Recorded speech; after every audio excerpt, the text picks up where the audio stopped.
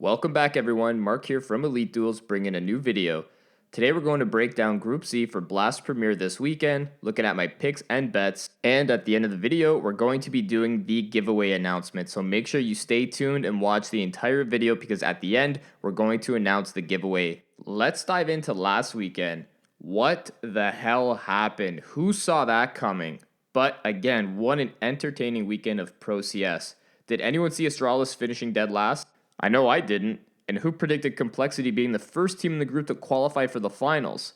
Holy. But that being said, let's start right there. Complexity finished second in Group B, going 2-1, defeating both Astralis and Vitality 2-0. How can you not like these guys? They came in as huge underdogs, no one even wasting their breath on them, and they show up and defeat the number 1 and 6 teams in the world. One thing we've noticed in the early stages of the season is that teams who have been playing more frequently seem to be in form. That definitely stayed true here. We see two teams who've been active in Navi and Complexity both move on as 1 and 2 respectively. But what a feel-good story with Complexity. One of the biggest stars of the weekend from Complexity was the owner, Jason Lake. I feel like every round that Complexity won, they made sure to show him on camera. Couldn't be happier for them. I hope they can keep it up, but I wouldn't be surprised if they regress once teams find their form. And we did see some of that in their last series against Navi, where it seemed they were punching a little bit above their weight class. Let's take a look at their stats. Quite surprising to see Rush leading the team in kills as well as fantasy points. I'll be honest, the two standouts for me this weekend was Poison with the op, or Scout in his hands. He made some absolutely amazing plays. And Obo, one of the youngest professionals on the scene right now, who doesn't look a day over 12. He definitely didn't shy away from any big moments and made some huge plays for his teams this weekend. Let's take a quick little peek at some of their highlights.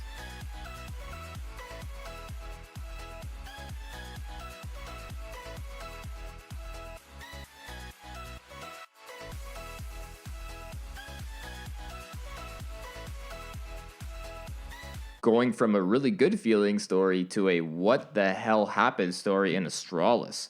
By far the biggest surprise of the weekend. The entire community was shocked not only from finishing last in the group, but losing their initial game to Complexity. The reigning champs definitely didn't play like it. Again, it's so early and I wouldn't be surprised if they come back in the second chance round and dominate everyone.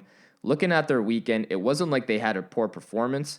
They played one less series than Complexity, and as you can see, they were barely out-fragged by them. They seemed out of sync, which usually comes back with more practice and time in games. I wouldn't be too worried if you're an Astralis fan. The season just started.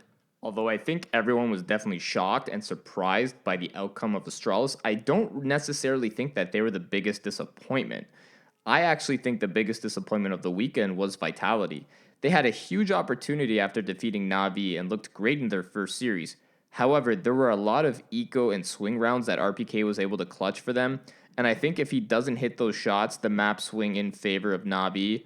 After that match, it was completely downhill for them, losing 2-0 to Complexity 16-10 and 16-5, then losing to Navi 16-12 and 16-6.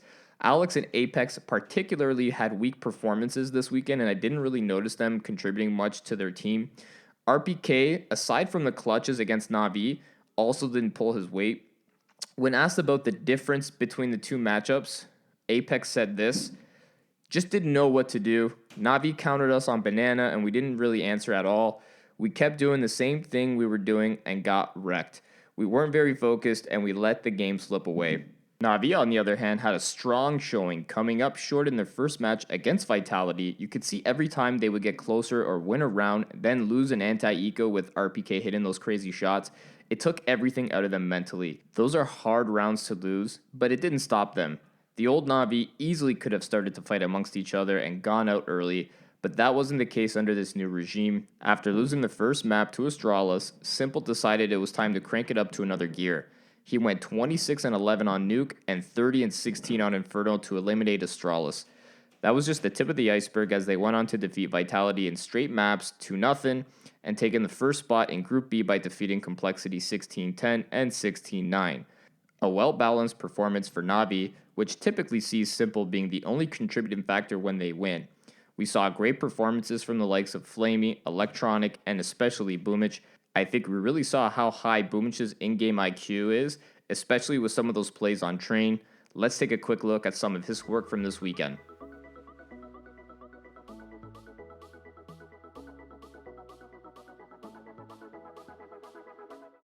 Now let's get into the final group, Group C.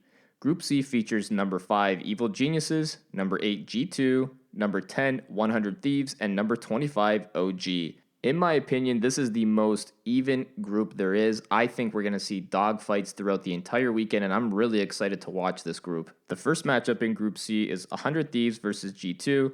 100 Thieves are coming in slightly favorites at minus 150 on the money line, while G2 is at plus 110. I'm actually favoring G2 not only because of the plus money line, but because they're entering the event with the most matches played in 2020, as well as a 6-match win streak.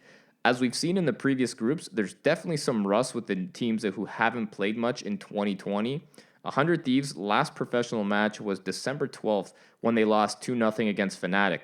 Meanwhile, G2 are coming off a positive finish to 2019, winning the Champions Cup defeating Big, Hard Legion, ENCE, and Spirit. They've also had to play 2 major qualifiers defeating Ego and Mad Lions. I think G2 have had more than enough time with the new additions of Hunter and Nexa to compete with the best of the world. We've definitely seen a more relaxed Kenny. It seems prior to Nexa and Hunter joining that Kenny S had a tremendous weight on his shoulders of having to always carry the team. Map picks are going to play a big indicator on who has the edge, in my opinion. Over the last 3 months, 100 Thieves have a win rate of 71.4%. G2 have a similar win rate at 69.2%, and they're coming into the match on a 6-match win streak. I think we're going to see Dust 2, Inferno, Mirage, Vertigo, or Train as the played maps. I think we're going to see Nuke and Train banned. 100 Thieves are going to pick Mirage, G2 will pick Dust 2, then I think Overpass and Vertigo get banned, and the final map is going to be Inferno. I think G2 have a deeper map pool. If Vertigo or Nuke get selected, I would heavily favor G2 to win, but I think it's fair that we'll see Mirage, Dust 2, and Inferno. Taking all that into consideration, I'm going to favor G2 winning this series 2-1. Our second match is Evil Geniuses versus OG. We're seeing Evil Geniuses come in as heavy betting favorites at minus 400. However, the line has gone down. I've been watching over the last couple weeks, and Evil Geniuses was originally at minus 600. It appears that more money's going on to OG, which is why the line is moving. People are most likely seeing the same observation that we are. Teams who haven't played can't be trusted yet. But I'm really reluctant with OG. They've played 5 matches in 2020, but have a losing record of 2-3 and a 50% win rate over the last 3 months. Yes, they've played recently, but haven't had any good performances against the top teams. They've got steamrolled by Na'Vi and had relatively close maps against Mad Lions, but I think it's still too early for this team, and I would favor Evil Geniuses. You can make the argument that OG could be the complexity of this group, but I don't see it. Complexity has had a lot more time together and played way more matches, actually more than double the amount of matches in 2020 that OG has played. I think if the upset's going to happen, it's going to happen in map 1 with OG defeating Evil Geniuses, but I like Evil Geniuses for the rest of the series, winning 2-1 and defeating OG. OG has some nice pieces on their squad with the likes of Issa and Valde, and even Mantu has showed up, but NBK and Alexei B have been very inconsistent, especially against better teams, and that worries me. Meanwhile, Evil Geniuses come in as top rank in the group. However, they're on a bit of a downslide in play over the last 3 months with only a 43.8% win rate. Even though they finished 2019 on a bit of a dip in their play, I still favor them in this matchup, but I don't like them the rest of the way in this group, as we'll see later in my bracket. My prediction is a 2-1 win for Evil Geniuses. Let's take a look at my picks and my bracket for the weekend. The upper bracket final, I have G2 versus Evil Geniuses, with G2 defeating them 2-1. In the lower bracket, round 1, I have 100 Thieves versus OG, and the winner being 100 Thieves 2-0. Lower bracket final, Evil Geniuses versus 100 Thieves. I have 100 Thieves winning that 2-0. And in the finals, I have G2 versus 100 Thieves, with G2 winning 2-1 and winning Group C. Let's get into the betting now. We hit a nice one last week with Na'Vi winning the group at plus 550. Always like to see that, and I hope some of you guys played that as well. In match 1, I'm taking G2 straight up. In match 2, although I took Evil Geniuses in my picks, I'm not betting on them. I'm going to take the maps over 2.5, which is paying plus 110. For those of you who don't know, that means I think it's going to go to 3 maps. So if it goes over 2, we win. If it's under 2, we lose. I think OG is going to win map 1 and then force it to go to a third map. That being said, I'm also going to take OG to cover the handicap in map 1 at plus 3.5. Which means I think OG will either win the map, or if they lose, it will be by less than 4 rounds. But before we place these bets, we're going to wait and see what maps are picked. If we see Dust, Mirage, or Inferno, I'll be taking these bets. Any other map, I'm going to stay away from those because there's not enough information on OG. Next, I'm going to take out the group winners. Last weekend, we did a hedge bet that turned out very nicely by taking Astralis and Na'Vi in hopes that Na'Vi wins, which they did. This week, we'll be doing something similar. I feel very confident that this group will come down to either 100 Thieves or G2, so we're going to put money on both of them. They're both offering plus money. As long as one of them wins, we're going to double our money regardless, so we're always happy with that. Let's take a look at what the community is saying as well.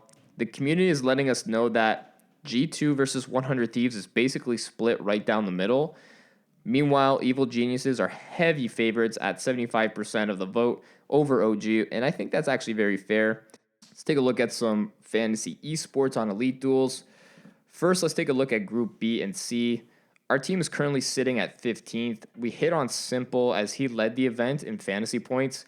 Boomage was also a huge play for us, while Shox also did what he wanted, which was to hover around a positive KD. Our only downfall was Dupree. I think we're going to have some trouble keeping up this weekend. We have one player left in Hunter, and I'm seeing a lot of teams right now who have Kenny S in Tier 3. I really don't think anyone in Tier 4 will beat Boomage, which is a positive for us. So we have to hope that Hunter can outperform Kenny S this weekend in order to stay in the top 50. User Dan Carsey99 is currently in first place but doesn't have anyone playing this weekend. I think we'll likely see him drop at the conclusion of Group C. Now let's go take a look at the big contest featuring all the groups. User Divid, I hope I'm pronouncing that right, has pretty much a perfect team right now except for Flamey and Nitro. Boom had more than Flamey and Shox had more than Nitro.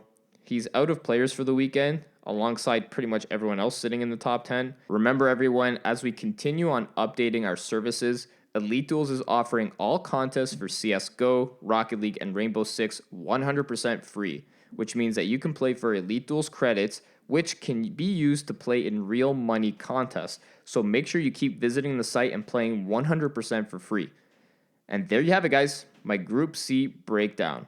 I have G2 finishing first and 100 Thieves finishing second.